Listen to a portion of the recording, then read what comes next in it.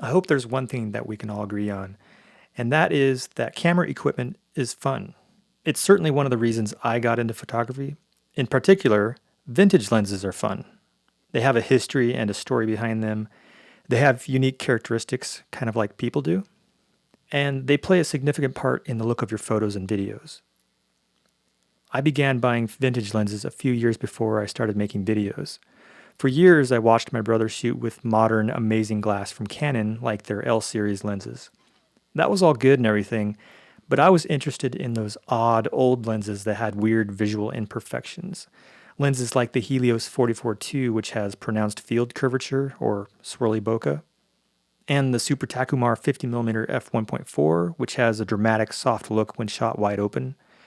These lenses are fun to look at, fun to shoot with, and are dirt cheap. Or at least they used to be. That's a topic for a different video. I use Facebook mostly for camera-related groups. I find it's one of the best places to find people talking about these somewhat niche lenses. Because of that, I saw ads for a camera swap meet near Seattle. The closer I got to the date of the event, the more I thought about it. And so, 2 days before, I decided to go. This is what you need when you go to a swap meet, a camera swap meet. A bazillion different kinds of adapters. I've got, so many adapters here. This is a Konica for Konica AR. These are all for Micro Four Thirds, so I'm borrowing my dad's Micro Four Thirds G85 or whatever that is. And these are adapters, some that go right to RF, some that are EF. This is Nikon. This is Exacta M42 C-mount. This is actually for the Canon Dream lens. I'm getting ready for a little camera swap meet. It's supposedly the largest one on the West Coast. We'll see. Seattle is 4.5 hours away from me. Since the event started at 8:30 a.m., I decided to get up very early for the drive over.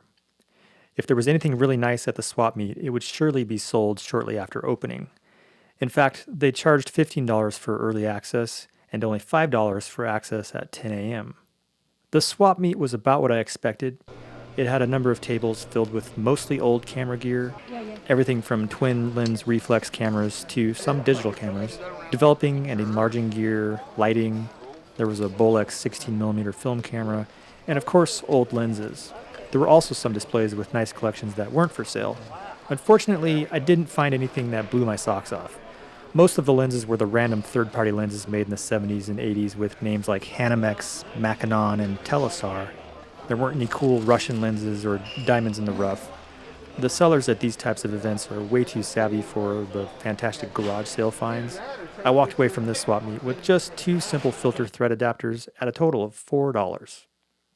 I made my way up I-5 to my favorite camera store, Kenmore Camera. They always have some vintage lenses, and they didn't disappoint me this time. I might have been starved for entertainment because I ended up buying 2 Nikon 105mm lenses. One was made in the early 70s, and the other is a macro made in the early 80s. Now, do I need 2 105mm Nikon lenses? Of course not, but that's not the point. I'm kind of working on a set of vintage Nikon lenses since other lenses like Contax Zeiss and Canon FD have skyrocketed in price. I was never all that interested in Canon FD lenses except for the odd 35mm tilt shift lens. I have 2 and my dad owns another. $300 lighter, I started for home. Since I was close to Highway 2, which goes over Stevens Pass, I decided to take that more scenic route home. The fall color was starting to show, and I couldn't help but take a bunch of video. That's really all I have for you in this video. I'm going to put together a separate video just with these shots of me driving through the Cascade Mountains, so if you want to see some beautiful footage, I'll have that link down below. Otherwise, I'll see you in my next video. Thanks.